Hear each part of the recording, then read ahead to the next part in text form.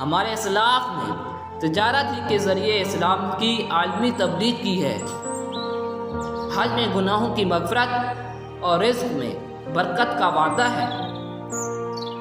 کسی لمحہ بھی اللہ تعالیٰ سے غافل نہ ہو کہ ادھر سے رحمت کی تجلی اور ہم غافل پائے جائیں۔ نا امیدی کو امید میں بدلنے کے لیے اللہ سے صحیح تعلق پیدا کیجیے۔ اللہ کا ذکر جسمانی اور روحانی امراض سے شفا اور پریشانیوں سے چھٹکارے کا ذریعہ ہے۔ قرآن کریم کو پورے اداب سے پڑھا جائے تو کوئی وجہ نہیں کہ دل پر اثر نہ کرے۔ ہدایت اللہ تعالیٰ کا وہ فضل ہے جو ہر کسی کو نہیں ملتا۔ قرآن میں سابقہ قوموں کے واقعات ہمارے لیے درس عبرت ہیں۔ اعمال میں کوتاہی قابل معافی ہے، لیکن عقائد میں کمزوری ہلاکت کا ذریعہ ہے۔ قرآن ہی ہے جو آج بھی امت مسلمہ میں اتفاق و اتحاد پیدا کر سکتا ہے۔ قیامت کے دن قرآن پر عمل کرنے والوں کو حکم ہوگا کہ قرآن پڑھتا جا اور منزلیں طے کرتا جا۔ اللہ کا ذکر تمام گناہوں کو مٹا دیتا ہے۔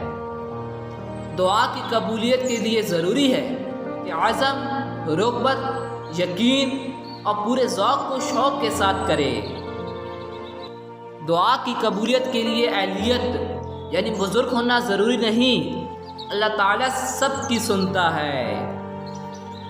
صحت نعمت خداوندی ہے، جیسے امانت سمجھ کر اس کی حفاظت ضروری ہے۔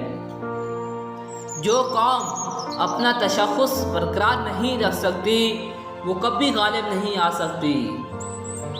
سب سے بڑا وظیفہ دعا ہے، جس میں دنیا کا سوال کرنے پر بھی اجر اور فائدہ ہی فائدہ ہے۔ ہماری عزت اور شان اسلامی تہذیب اور اسلامی معاشرت ہی میں ہے۔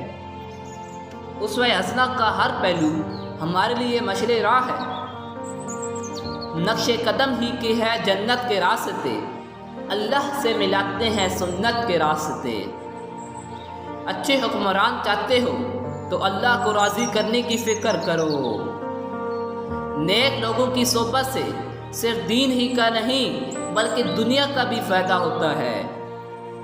حج کے اعمال میں قدم قدم پر اصلاح نفس کا اہتمام کیا گیا ہے۔